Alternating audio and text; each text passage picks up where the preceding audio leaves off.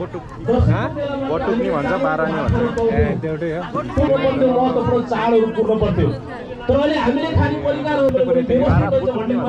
हामीले खाना भनेर परिचित हुन्थ्यो अहिले हामी निम्सा हुनेहरूले खाने भनेको आँटामा ढिँडो भन्ने कुरा अहिले प्रमाणित भइरहेको छ यति महत्त्वपूर्ण छ जो हाम्रो स्वास्थ्यसँग पनि जोडिएको छ हाम्रो इतिहाससँग पनि कोदोको रे हामी यसमा पनि किन हामी महत्त्वपूर्ण छौँ भने यसमा फरक त्यो चाहिँ कुमाल त्यसैले हामी नेपाली आदिवासी समुदायहरू संस्कृतिमा हामी धनी छौँ त्यसकारणले यो हाम्रो संस्कृतिलाई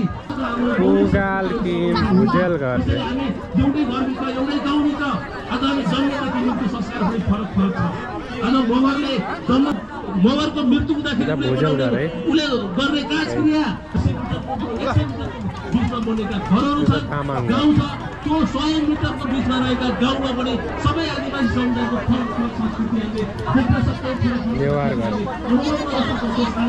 हामी आदिवासी समुदायको संस्कृतिमा धनी छौँ जो हाम्रो मात्रै कुरा होइन यो नेपालको सम्पत्ति हो यो हामीले मात्रै जोगाएर हुँदैन नेपाल राज्यले हामी सबै आदिवासी समुदायहरू हामी हाम्रो यो मौसमले हामीले फाइदाको मौसम गरिरहेको छ